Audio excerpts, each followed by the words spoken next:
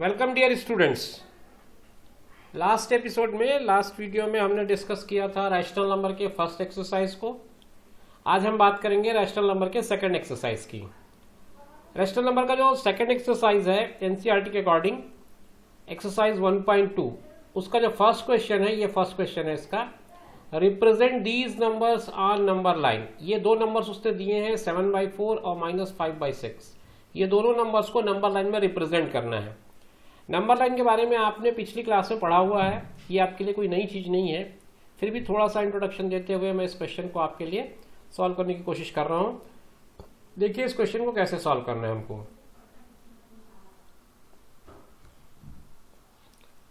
First question है ये,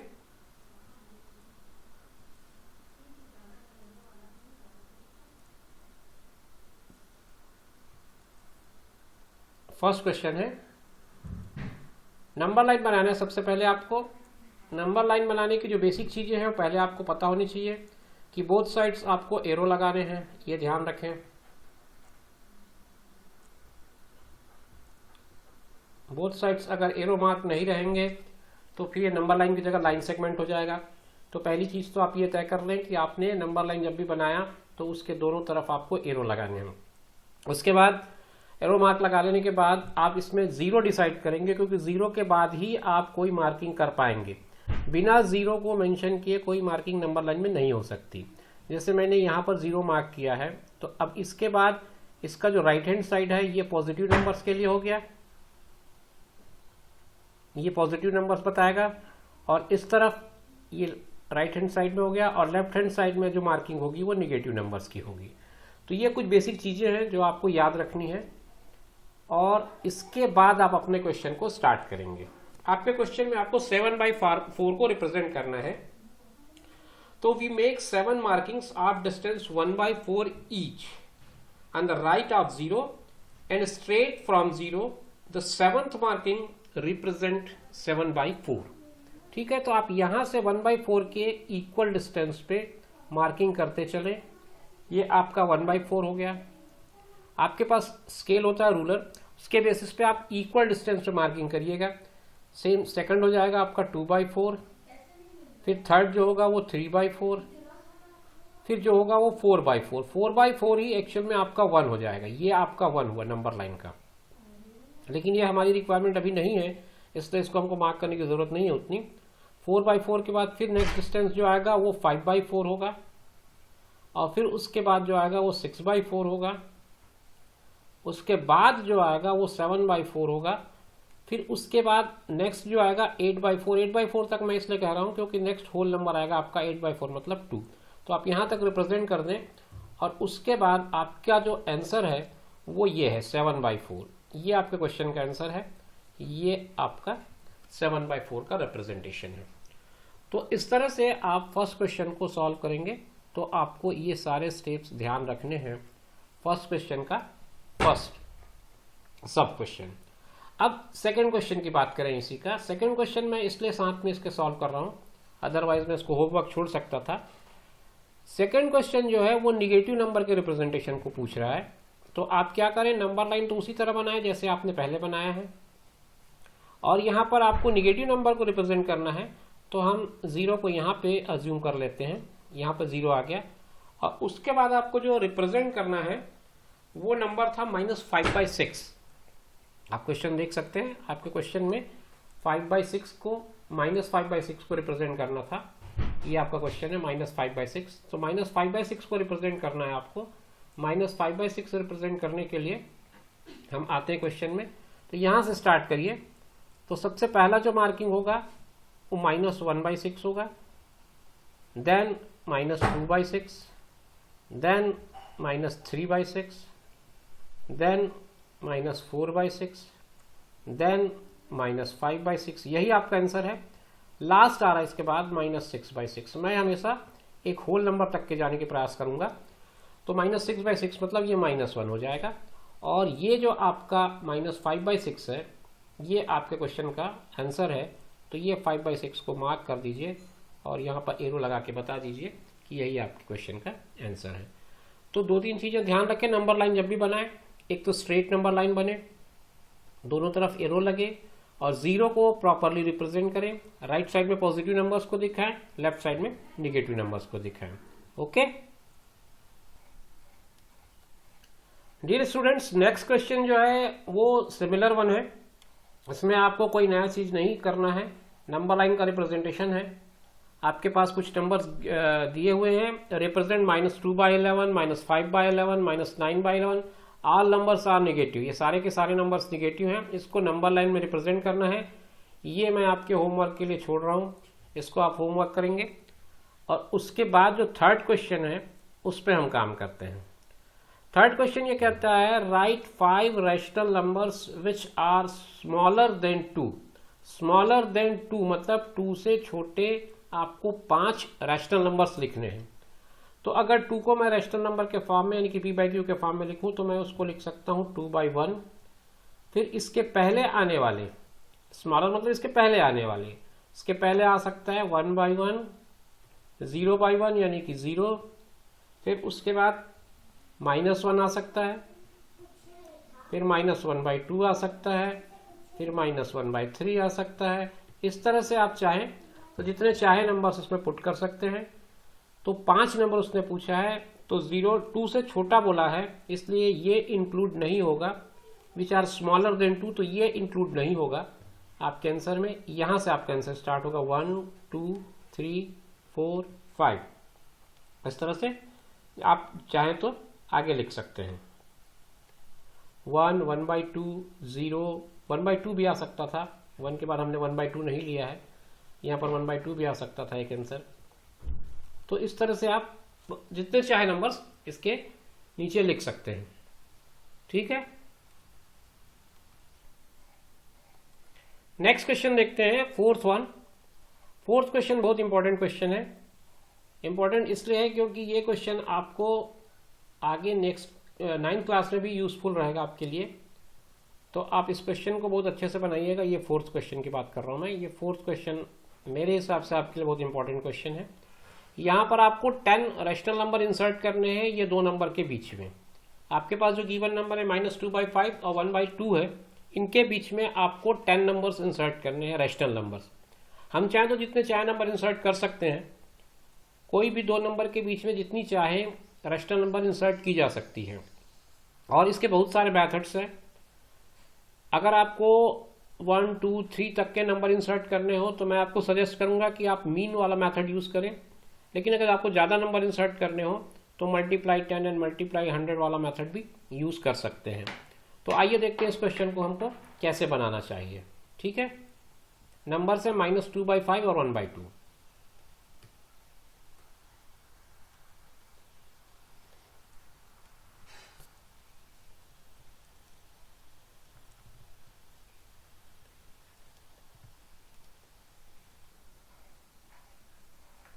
चलिए स्टार्ट करते हैं क्वेश्चन नंबर 4 को। इसमें आपके पास 2 नंबर हैं जिनके बीच में नंबर इंसर्ट करना है। एक नंबर है -2/5 और दूसरा नंबर है 1/2।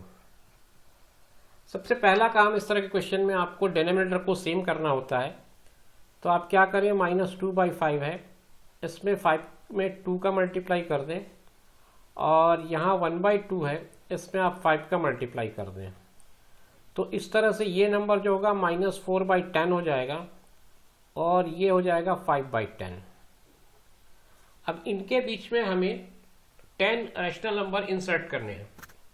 तो 10 रैशनल नंबर इंसर्ट करने के लिए अब मैं इसके डिनोमिनेटर को 20 बना देता हूं। तो 20 बनाने के लिए मुझे इसमें 2 का मल्टीप्लाई करना पड़ेगा। तो -4 × 2 अपॉन 10 × 2। यहाँ अगर मल्टीप्लाई करूंगा तो 5 × 2 अपॉन 10 × 2 हो जाएगा ये। तो ये -8/20 और ये हो जाएगा 10/20। तो इस तरह से ये जो नंबर्स हैं वो एक नए फॉर्म में आ गए। अब इसके बाद इनके बीच के हम 10 नंबर्स पिक करके अपना आंसर लिख सकते हैं। तो अब वो 10 नंबर्स कैसे पिक करेंगे उसको देखते हैं। -8/20 छोटा है और 10/20 बड़ा है। अगर नेगेटिव पॉजिटिव के रेस्पेक्ट पे देखें तो हम आसानी से -8/20 के बाद के नंबर्स पिक करते जा सकते हैं। तो पहला हमारा आंसर हो सकता है -7/20, फिर हम ले सकते हैं -6/20, फिर हम ले सकते हैं -5/20, फिर हम ले सकते हैं -4/20, फिर हम ले सकते हैं -3/20, फिर हम ले सकते हैं -2/20, फिर नेक्स्ट नंबर हम ले सकते हैं -1/20। यहां से आने के बाद अब पॉजिटिव ले सकते हैं हम आगे। पॉजिटिव में 0/20 यानी कि 0 ले सकते हैं, फिर 1/20 ले सकते हैं, फिर 2/20 ले सकते हैं। मेरा ख्याल है 10 नंबर्स हो गए होंगे, 1 2 3 4 5 6 7 8 9 10। तो इनको आप अपना आंसर लिख सकते हैं। इसके अलावा भी आगे 3/20 4/20 5/20 6/20 भी आपके आंसर में इंक्लूड किए जा सकते हैं, but our question requires only 10 numbers, so we can write these 10 numbers between -2/5 and 1/2. okay, fifth question देखते हैं। फिफ्थ क्वेश्चन बिल्कुल फोर्थ क्वेश्चन की तरह है, इसमें कोई नया चेंज नहीं दिख रहा है मुझे। इसमें जो पहला क्वेश्चन ये बोल रहा है कि find 5 rational numbers between 2/3 and 4/5।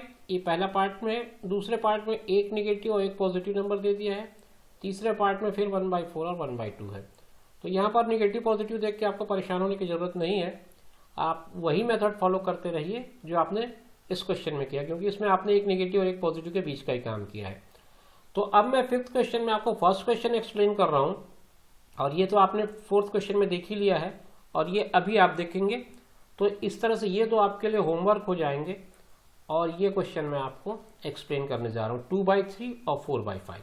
Okay,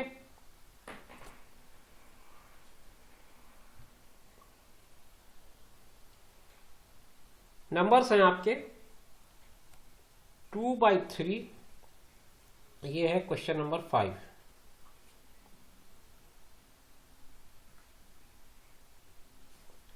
ये है क्वेश्चन नंबर 5। इस पे जो गिवन नंबर है वो है 2/3 और 4/5। तो हमारा सबसे पहला टास्क ये होता है कि हम दोनों के डिनोमिनेटर्स को सेम करें।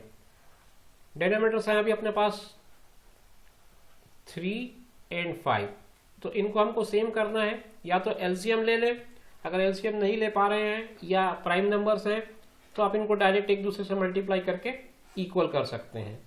तो यहाँ पर 2/3 को मैं मल्टीप्लाई कर रहा हूँ 5/5 से, यहाँ 4/5 को मैं मल्टीप्लाई कर रहा हूँ 3/3 से। तो ये हो जा रहा है 10/15 और ये हो जा रहा है 12/15। अब आप न्यूमरेटर देखें, 10 है और 12 है। अगर इनके बीच में एक नंबर इंसर्ट करना हो तो बड़ी आसानी से मैं 11/15 लिख सकता हूँ, लेकिन मुझे जो नंबर्स इंसर्ट करने हैं वो 5 है, तो मुझे ये न्यूमरेटर को इंक्रीज करना पड़ेगा। तो मैं इसको अब 4 से मल्टीप्लाई कर देता हूँ।